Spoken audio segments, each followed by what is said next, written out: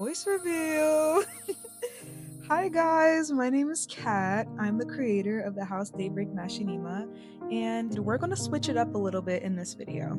I know you guys are used to the narrative format, but I thought it would be nice if we just chatted while I create a sim for you guys.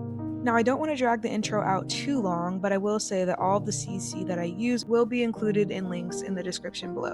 And y'all know I have to do the shameless plug, so please stick around to the end of the video because it helps out so much more than you think. Thank you in advance for the support, and let's get into it. So this guy was actually supposed to be a 1K subs gift that I worked on a few weeks ago, but my game crashed before I could save him, so I have to start from scratch.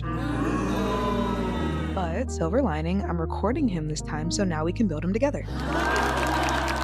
Anyways, everybody say hello to Arthur Honeyswell. I think that's going to be his last name. I'm still working on it, but I like that for him and his personality. But yeah, Arthur is very near and dear to my heart. He's going to be in the next episode of House Daybreak. And when I was creating him, I really wanted to give him a very youthful and open and bright face.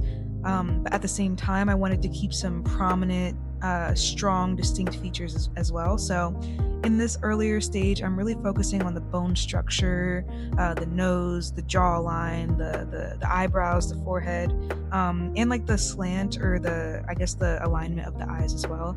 I think that's super important. So I'm just playing around with those and seeing what works best. Typically for original characters, I just use the randomized default sim that they have in CAS and work off of that. And I kind of struggled to figure out which jaw preset I had for him the last time, so I ended up just winging it. And as a general rule of thumb, I really like Highland's jaw presets for my sims. They have a pretty wide variety, and I really like that strong masculine look for my male sims. Funny enough, in this case, I did use something different, but I'm going for a little bit of a softer look for him. I also want to use some of the time in this video to talk about a hot take that I have. Well, I don't even know if it's a hot take, but let me know in the comments below if you agree, disagree, or have your own thoughts to add. So, as someone who's been playing The Sims for 10 years at this point, if you've ever done an in-depth legacy gameplay, you already have everything you need to write a book. And I know that sounds a little bit far-fetched, but just let me cook.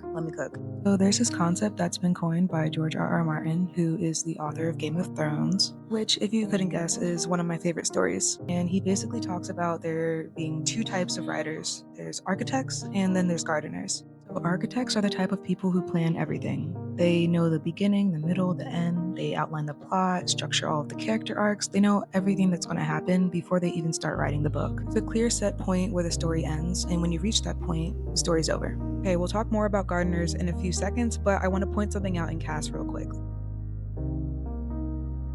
Okay, so this is my favorite part about playing in CAS. I love adding little freckles and face details and overlays to my sims. I think it just brings them to life, and in this case, when I was talking about wanting to make Arthur's face a little bit more lively and bright and youthful, this is what I was talking about. And in this case, I think it adds a lot more dimension to his face and gives him a little bit more character. So, am I the only one who does this? I have so much CC saved that I have to click on each individual box in CAS to see what the hell I even have.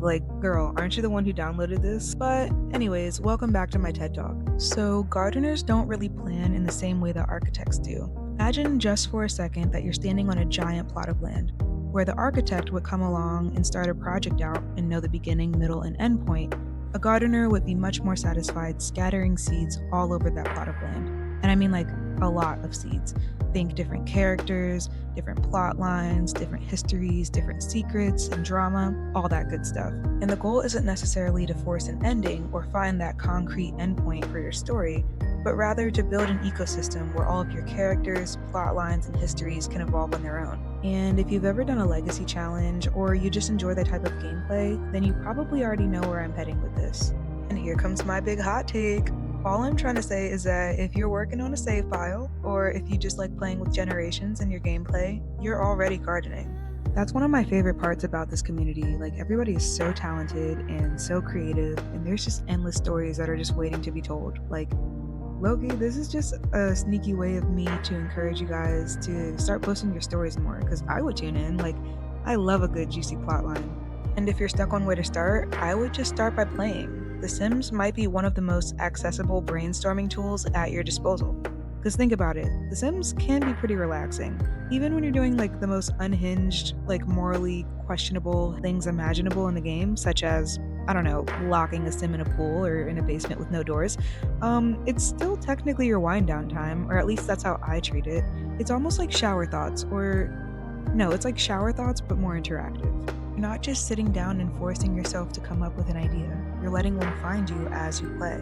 That's exactly how House Daybreak started off for me. I just kept playing and playing until I eventually started asking myself more questions like, how does this magic system work? Does it make sense for this person to betray this other person? What if this kid grows up to one day resent the throne? Then one thing led to another, and it kept escalating and escalating until something pretty insane happened. And then at that point, I was like, oh, maybe I should start writing this down.